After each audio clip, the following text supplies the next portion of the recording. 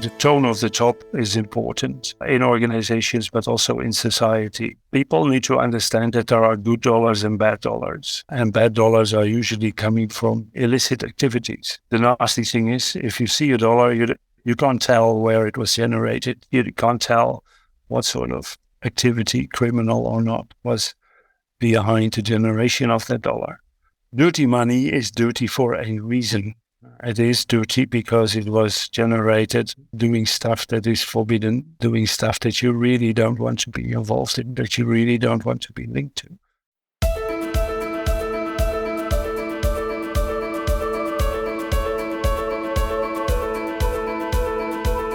Hi friends, welcome to the Aspire and Acquire podcast. I'm your host Sandeep Suri. Join me for listening to some incredible stories about some of the best professionals from very diverse fields like combat flying, robotic surgery, dancing, tea farming, journalism, deep sea diving, and so on. These accomplished professionals are not just outstanding in their jobs, but also have unique stories to share with us. We have tried to make the show truly global by having these guests from different parts of the world. In this day and age, traditional career ladder has been replaced by non-linear career moves where progression goes beyond promotion and allows people to develop new skills that may not be necessarily close to their profession. In the context of constant change, learning something new is now a must-have rather than a nice-to-have. We would learn how these professionals deal with their day-to-day challenges in these top jobs. Now, a little bit about my leadership journey. I have 30 plus years of experience with big corporations, largely with financial services companies. In my last corporate role, I was the country head for one of the leading financial services companies based out of Dublin, Ireland. I had the opportunity to work in multiple geographies like India, US, Ireland, and the UK. During our conversations, our guests would offer a unique perspective about their profession and talk about the unspoken rules of their workplace. So without further ado, let's dive into the session.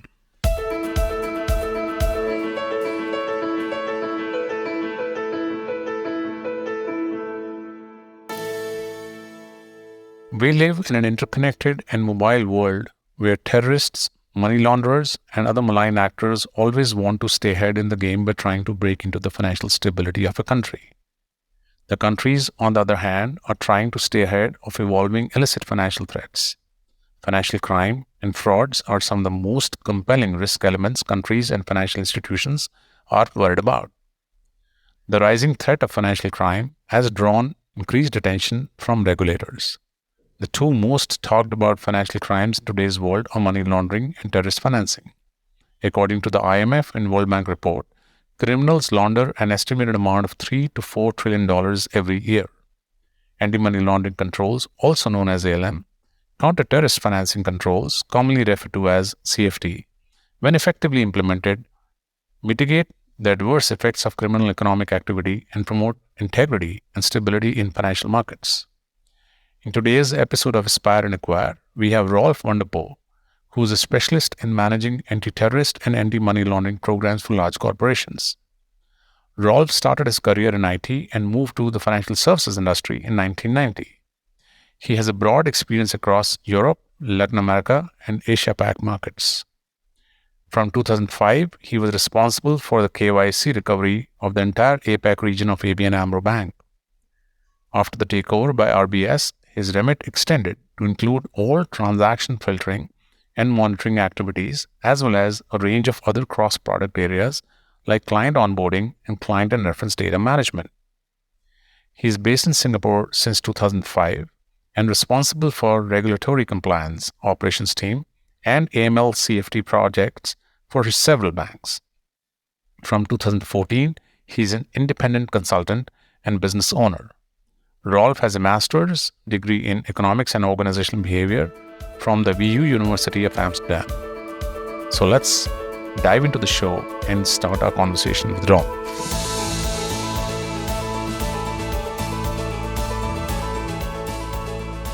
Welcome to the show, Rolf. Thanks for joining us on our podcast, Aspire and Acquire. Let's start with the basics first. What's money laundering and how does it threaten national security and financial stability of a country? That's not so difficult to define. Money laundering is, as the word suggests, it's cleaning money. Money that comes from illicit sources, money that has a background is coming from any illegal activity, is entering the financial system. And of course, if money needs to enter the financial system, that means that it needs to be cleaned. The history, the origins of the money need to be covered up and need to be removed. So that is what money laundering essentially is. And it's a process. Usually we distinguish three different steps: placement, layering, and integration. Placement is you put it in some sort of bank, some sort of entry into the financial system. You make it difficult to trace. So that's the layering part, where money is changing hands, is transferred from one bank to the other, it's changing jurisdictions, and then finally is integration, which is basically mixing it with money that was clean from the outset. There's always some sort of illegal element behind it, or the proper terminology, there's predicate offenses behind it. These are usually not pleasant things. It's the drug trade, it's weapons, it's smuggling of people, modern slavery, counterfeit goods, trading in endangered species, and what have you. So sometimes people think about, well, it's just money, but it's not just money.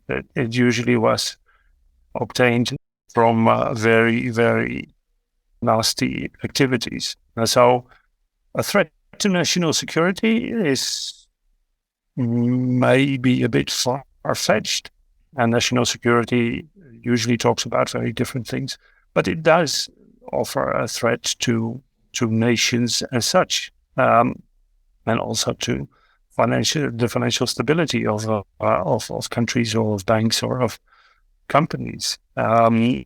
Again, the money is obtained comes from illegal activities, and as such it's never a nice thing to be involved in. But that is ultimately the objective of money launderers and the criminals behind it, to try and make sure that it becomes reputable money, that it becomes clean money, and as such it will try to enter legitimate companies. It will see its way to legitimate transactions. So, Rolf, you spoke about three different components: placement, layering, and integration. So you start looking at it, in a suspicious way only when you see some suspicious set of activities, or it's a very natural process that, the companies do go through on a daily basis through their audits and whatnot. So the idea is that companies, anybody in the financial services industry, tries and detect it on an ongoing basis. But like with any such case, money launderers will try and find the weakest link. Sure. And so that placement is often hard to detect, either because large sums of money are divided up into small portions, and then they use what is called money mules or smurfing. So large sums of money are divided over lots and lots of people who will bring it into the system. Sometimes it uses what is called as trade-based money laundering. So it's mixed with goods that have a completely legitimate purpose. So it's by nature hard to detect. And the thing is, organizations and financial crime fighters look at this on an ongoing basis. However, usually people that do this as a job. People work in a bank, but criminals don't usually do this as a job. This is their life. And so that's 24/7. It's hard to detect. Now, since we're grounded on the concept of money laundering, I want to understand what are the key elements of an effective anti-money laundering program, also popularly known as AML. How do they differ from jurisdiction to jurisdiction? Does it really differ or no?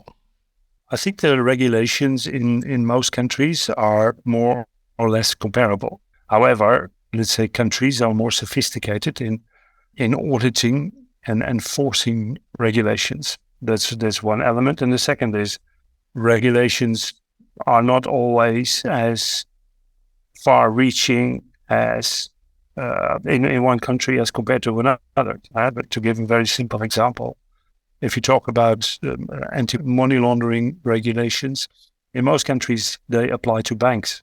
More sophisticated countries, or countries that have already impacted these regulations on banks a long time ago, are now looking at other sectors in the economy, whether that be money service bureaus, payment service providers, but even accountants or real estate agents that also become regulated by the AML regulations of the government. And so that is often where the difference sits across jurisdictions. So first is in enforcement, and the second is in to which sectors of the economy is this applicable. If you then look at internally in an organization, what is an effective AML program? It starts, of course, with looking at the regulations and embedding them internal policies, translating regulations into, okay, what does this mean for this organization? It starts with policy. But what is equally important then is to make sure that is translated into day-to-day operations. And for that, what you need is training. You need the right people, and you need the right process. Maybe we'll come to that in a bit. Process often involves also automated systems to help make the AML program to become truly effective. So can we just talk about a few elements that you think, are critical for making any AML program successful? First and foremost, it's what we usually call the tone at the top, or the tone from the top. We see still a lot of organizations where anti-money laundering is paid lip service, but it's not taken that serious throughout the organization. It's of the essence that the top of the company, the senior management, understands what it is about, why is it's important, and that it is truly embedded in all aspects of doing business, specifically in financial institutions. Often you see what is called the compliance department, who's in charge of translating external regulations into internal policy. That's usually a small part of the organization, a small team. Effectively executing all these controls sits with the rest of the organization. Any officer, any person talking to clients, whether it is in branches of a bank, whether it's in payment processing departments, whether it's relationship managers, there's many parts of the organization that have a role to play in making the AML program effective. It starts with the compliance department, who understands the rules and regulations, senior management that on a day-to-day basis talks about it and makes sure that the whole organization understands the importance of combating financial crime and stopping money laundering. Systems need to be in place to help people effectuate on a day-to-day basis all the controls that are necessary, all the checks that are necessary, and to make sure that on a day-to-day basis, clients and transactions are screened, are checked, are audited in such a way that money laundering is effectively stopped.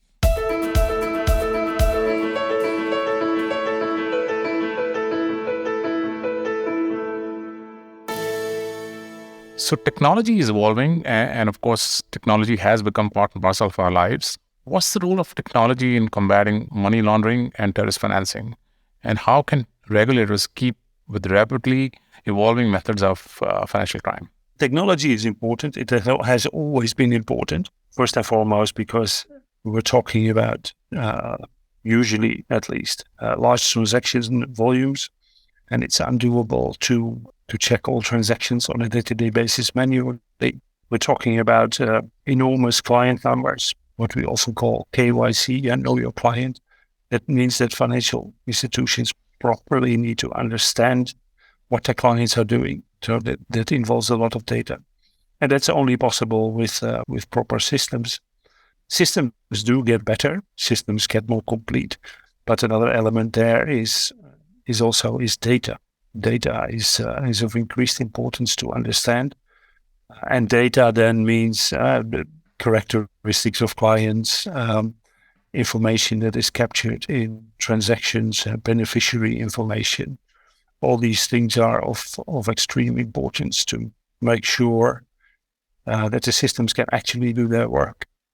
If you don't have data, then systems are useless. And that can be data or information on individual clients, can be a transaction level, can be on beneficiaries. So all these elements combined can make a system function properly. And regulators are quite keen to support the implementation of technology, because most companies, most financial institutions will start with a policy. That is the least you need to do as an organization when regulation is issued and comes towards you. However, implementing that usually starts with simple tools, with people doing checks, doing manual checks, with use of spreadsheets and simple queries that run on the information systems that are already in place. That is usually not sufficient to effectively provide for an AML program that is all-encompassing. So you need more technology there to ensure that you get everything in the picture, all your clients, all your transactions, incoming and outgoing.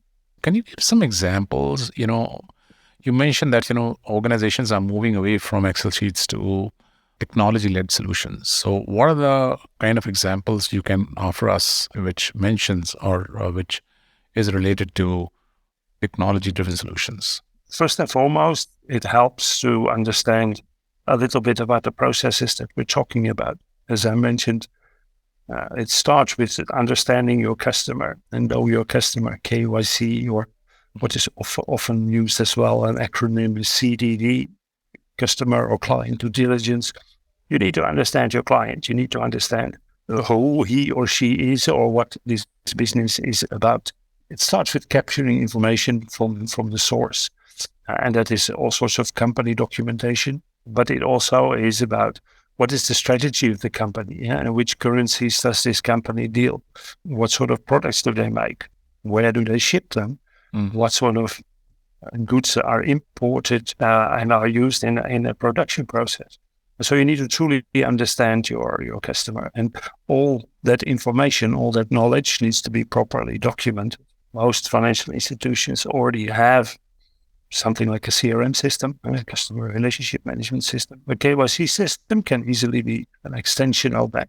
All this data, all this information about your customers needs to be accurate and up to date. And it needs to be maintained. If it's a startup that you're opening an account for, and the startup grows and starts to deal with more and more countries around the world, more and more counterparties, then you need to reassess the information that you have in your books, in your systems. So that is the first part. The second part is then you need to do a proper risk assessment from an AML point of view, from an anti-money laundering perspective, which is a very different sort of risk assessment than you normally do for, let's say, for a financial standing of a company, for credit risk.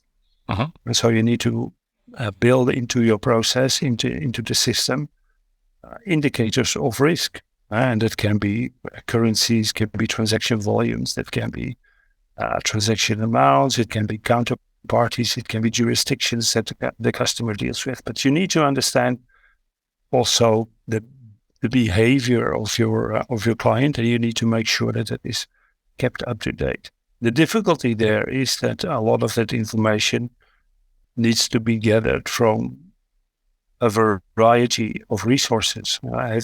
Most companies, certainly bigger companies, they have bank accounts with more than one bank, with more than one financial institution. Not all the transactions that they do go via one organization. So in order to get a good understanding of who the client is and what sort of behavior can be expected from the client, you often need external information as well. So globally, if you talk about different set of countries, there are countries which are known to maintain gold standards in this space. Countries like the US, Canada, and the United Kingdom. So tell us, how and what that these countries have been doing to disrupt terrorist financing network, and what successes have they had in this effort?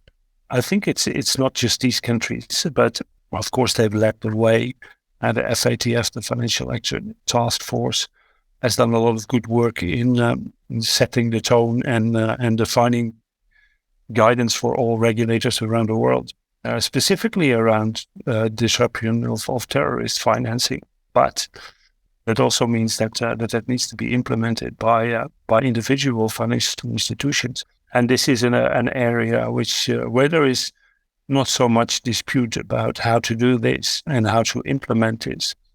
Somebody is on a list or somebody is not on a list. It's as simple as that. With money laundering, it's more complex often to assess, is this a risky person or is this a risky transaction from an AML point of view, yes or no? With terrorist financing, there's a publicly available list published by the European Union and by the US, against which individuals, companies, and transactions need to be held to assess if this is a transaction that is allowed, yes or no, or if this is a client that is allowed, yes or no. So in itself, that has been quite successful because globally, most organizations follow these rules, and that in itself is quite a feat. Where you get, let's say, difficulties, that's not so much about the process or the implementation of the rules and regulations, but it's more about, do we agree with who or what is a terrorist organization? There are groups in this world. Then I was reading a story yesterday about a dispute between Syria and Turkey, where there is a group of people that considers themselves to be an independence movement, but the government of Turkey considers them to be a terrorist movement. So what do you do then? It's the same with the war between or the invasion of Russia into the Ukraine. Do you condemn that or do you not condemn that? And sanctions are usually are a way of expressing how behavior of nation states or individuals needs to be treated and needs to be stopped in the financial system. And so there is always a bit of or there can be a dispute about who is a terrorist and who is not. So it's more about the implementation or the interpretation of these rules and regulations than of the implementation. The implementation is relatively straightforward. And is it also within financial institutions a relatively simple process? So this must be throwing an additional challenge to countries in terms of achieving a truly coordinated international response, right? Because the ways and means, and of course, thinking process could be very different from country A to country B. So that would be throwing in an additional set of challenges. Yeah, absolutely. The challenges are partly on the interpretation of rules and regulations and partly on the implementation. And if you're talking about what is called countering financing of terrorism, the implementation is relatively straightforward. There's global lists, there's all sorts of systems to do this. It's a well-known discipline within the financial services industry. And from an execution point of view, it's still a lot of work. It still needs to be done in an efficient way, but it's not a relatively difficult thing to do. It comes more down to making it an efficient process and making sure that as an organization, you follow the right rules. With certain global disputes, that is sometimes difficult to assess. What America finds not acceptable, maybe China does find acceptable. So that poses an additional challenge on financial institutions that have to deal with multiple regulators.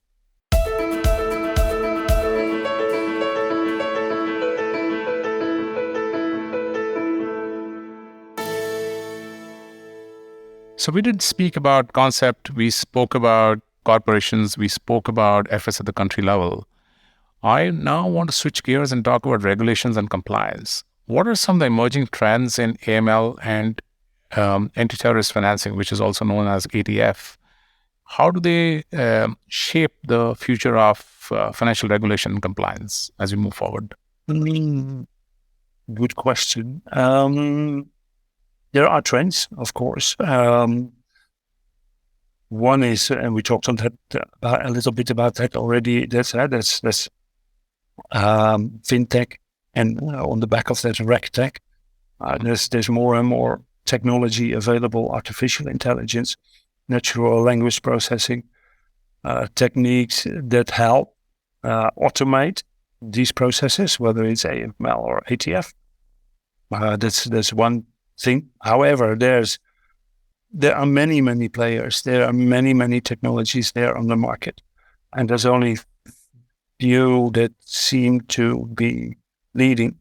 So it's hard to say from a technology point of view what will be the outcome. Of course, we have the whole crypto world, which is still struggling to, on a technical level, implement the rules and regulations that apply on a global scale. The basic questions behind AML and ATF are the same for crypto or for more traditional financial institutions. Again, know your client. What is this client doing? And is his or her business, is that legitimate? Questions that are asked then, that's a little bit more technical, is that what's the source of funds and the source of wealth? Where does that come from? Where is the money generated? And is there somewhere in the chain of events, is that all completely legitimate? That remains a difficult question to answer often. We see also ESG coming up, environmental, social, and governance policies, which is a bit broader than just anti-money laundering and anti-terrorist financing. It goes about the sustainability of companies, of production processes, avoiding child labor, pollution, global warming. All these trends sit behind that, and more companies are implementing policies and procedures and systems to deal with that in a proper way as well. Switching gears and now talking about small businesses.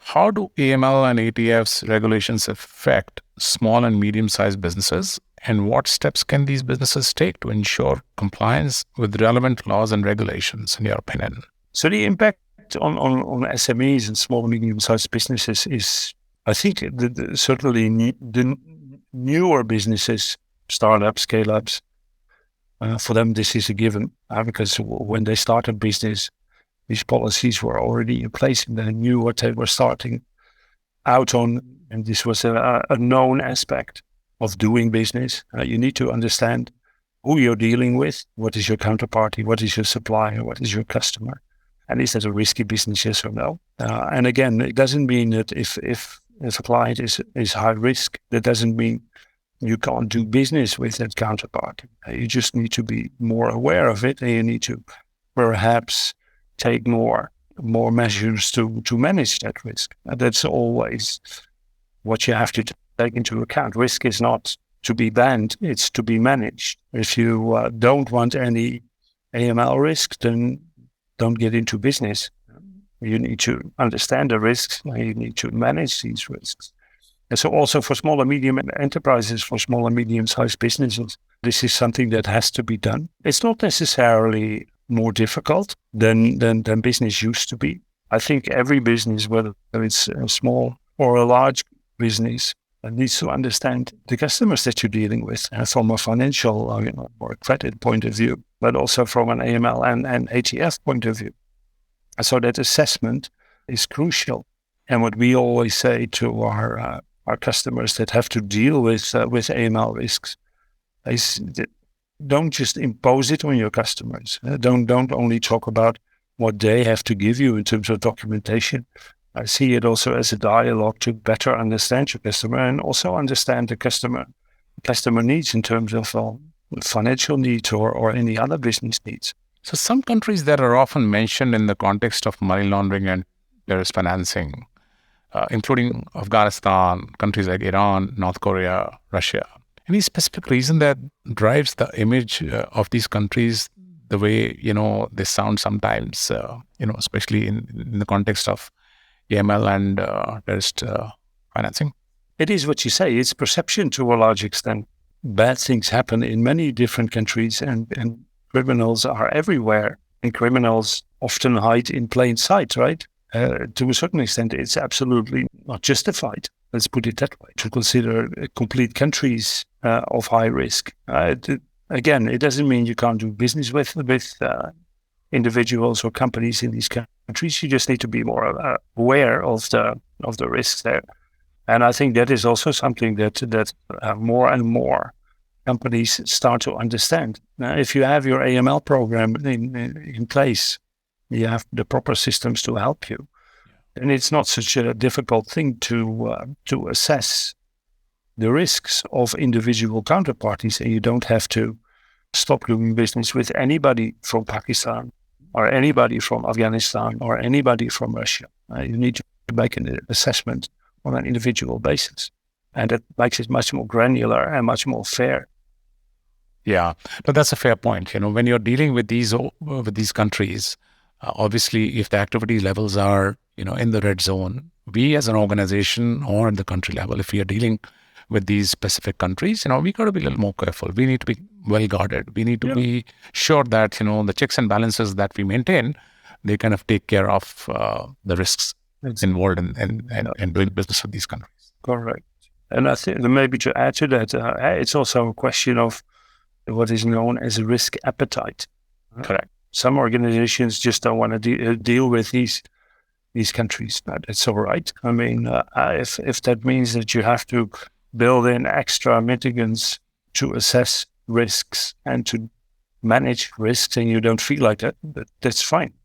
But that doesn't mean that you can't do business with these locations. And other organizations have a bit of a different appetite, or maybe are just better at managing risk, and don't shy away from not doing business with these locations. But it's the same. It's not only locations. It's also it's types of goods. It's industries. Anything. And so it depends on what business are you in, and how do you manage that business, including how do you manage your financial risks and how do you manage your financial crime risks. And finally, Rolf, any specific piece of advice to people on how they could prevent some of these activities at their end? To individuals, it's hard. But what I said in the beginning, the tone of the top is important in organizations, but also in society. People need to understand that there are good dollars and bad dollars. And bad dollars are usually coming from, again, illicit activities. The nasty thing is, if you see a dollar, you can't tell where it was generated. You can't tell what sort of activity, criminal or not, was behind the generation of that dollar. But people need to understand that dirty money is dirty for a reason. It is dirty because it was generated doing stuff that is forbidden, doing stuff that you really don't want to be involved in, that you really don't want to be linked to. But awareness is still very important, I think. And if that awareness grows, then I think ultimately we will be able to win this battle against financial crime. But as long as people think a lot of these activities are sort of acceptable, and we close one eye and we don't pay attention to where the money comes from and only look at our own gains, then it will be hard. And so that awareness, I think, is the most important. Yeah, well said. Awareness is the key. And it's important for individuals and institutions to remain vigilant, I guess, regardless of where they are located or where they do business, and to proactively take measures to prevent financial crime. Exactly. With this, we would like to conclude this episode, Ron. Thanks for sharing your views. It was an absolute pleasure to get your perspective on these important topics like money laundering and terrorist financing. Thanks for being with us. Thank you very much.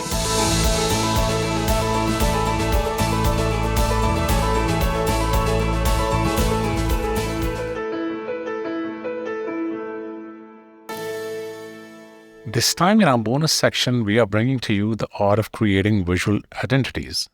The site is an ultimate guide to logo design, and it helps you design and pick the most appropriate logo for your new business in just a few minutes. It's incredibly simple. Just type the name, select the industry keywords, and then finally logo types, colors, and fonts. and then in seconds, your logo is ready. So easy. Don't believe me? Check it out yourself. The website URL is www.smashinglogo.com. So what are you waiting for? Just go ahead and start designing your logo.